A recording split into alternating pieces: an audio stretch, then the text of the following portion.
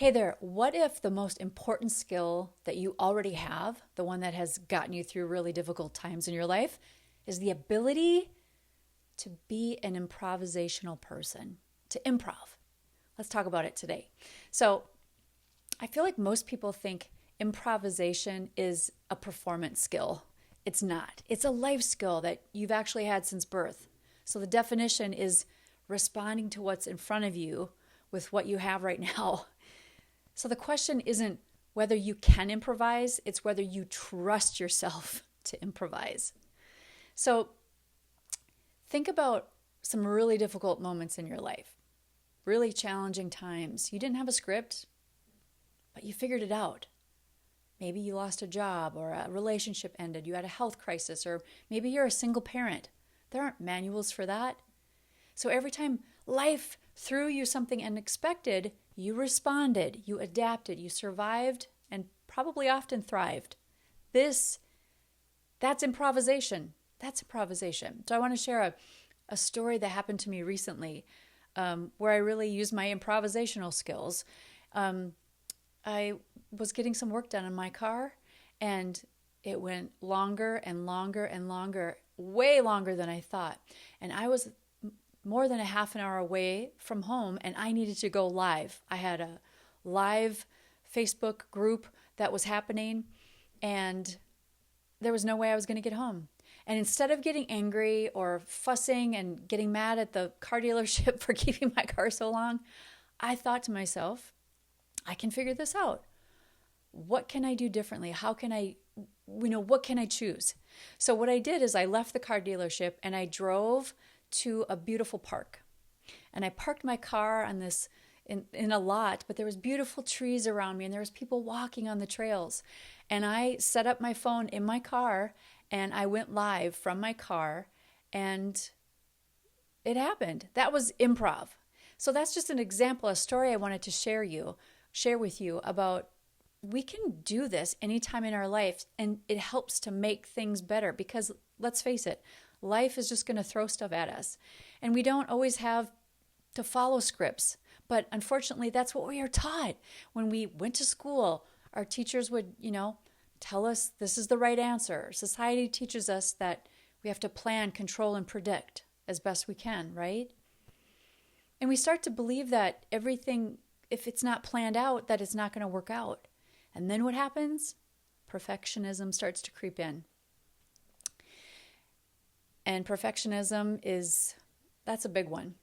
And it can make us stop trusting our own instincts, and it overrides our knowing and our intuition.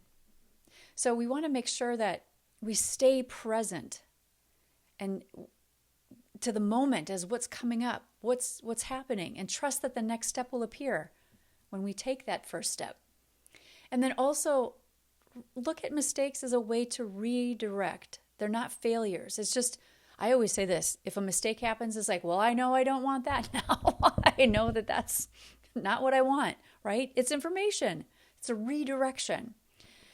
And when you're an improvisational person and living in that way in your life, you listen more than you're planning.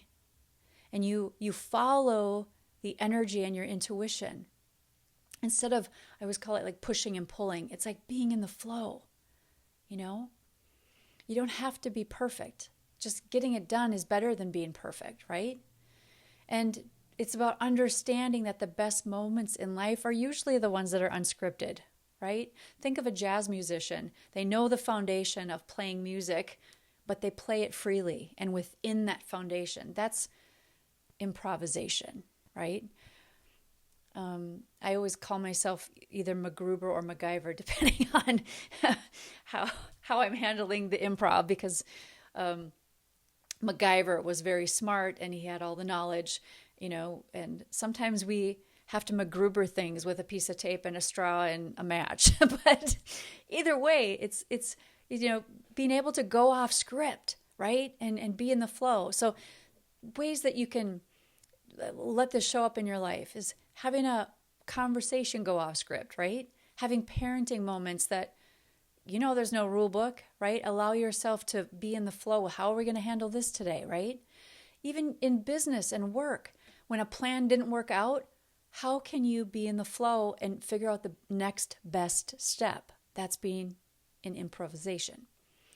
Relationships might surprise you. Even spiritual experiences that make no logical sense can give you the opportunity to practice improv. And I don't mean standing on stage telling jokes, although you can bring that into your life. It's always fun.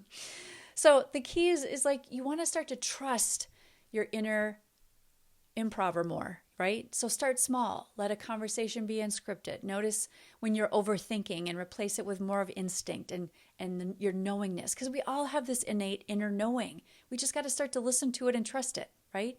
Practice saying yes to showing up instead of resisting to it, right? That's a way you can practice.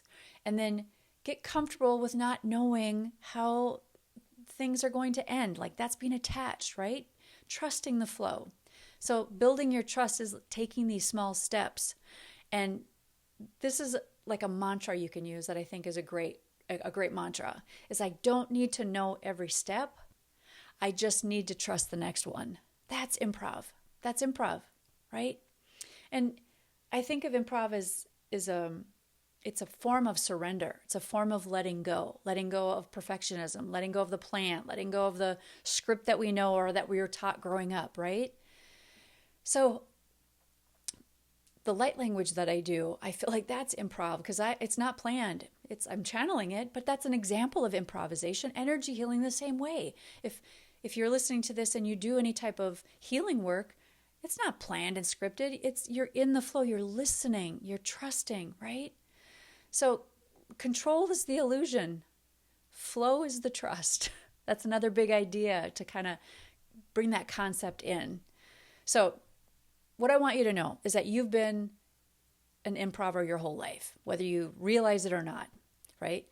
Every plot twist you survived is proof of that, right? The goal isn't to have a perfect plan. The goal is to trust yourself enough to respond to whatever shows up in your life.